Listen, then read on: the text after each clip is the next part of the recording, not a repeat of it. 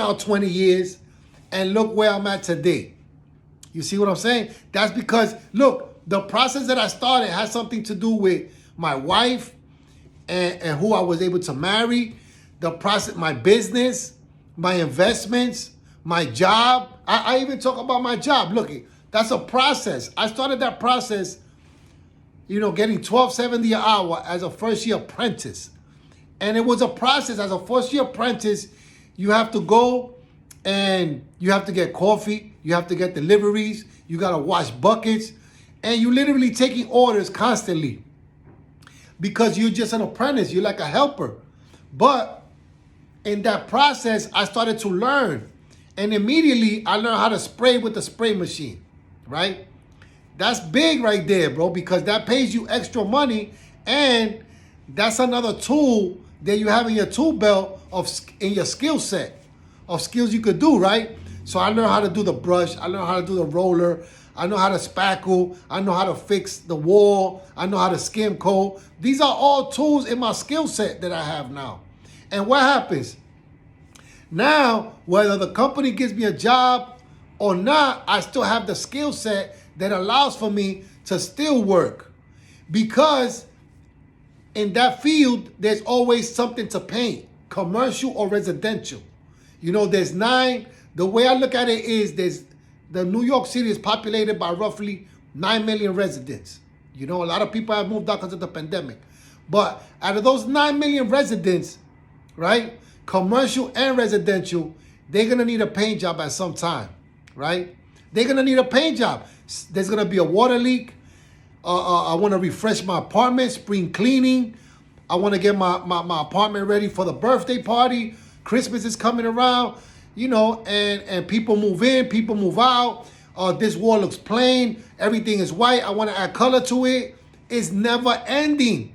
So it's 9 million people, commercial and residential, and you're going to have to paint at some point. So when am I gonna see myself without a job? All I gotta do is do good work, be consistent, be fair in the price, and bam, I'm gonna work. That's my experience. So, let's trust the process. That's the process. Look, and that process, I've been involved in that process now for roughly over 15 years. I acquired a pension. I've been having medical insurance.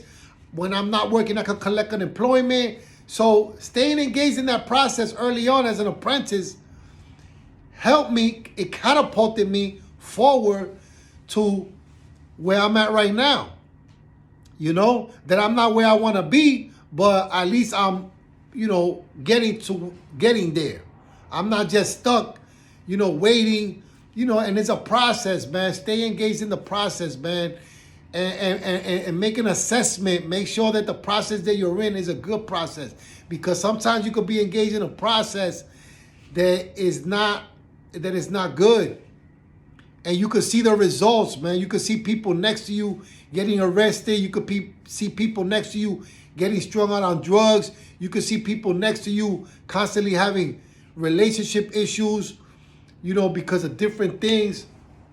And you got to make an assessment, man, because that's going to be you if you in that lane. If you're going down that route, you're going to wind up with one of those things happening to you. You see what I'm saying? So, evaluate your process and trust the good process. Trust the good process, man. And I encourage you, bro. Pray about it. Pray about it.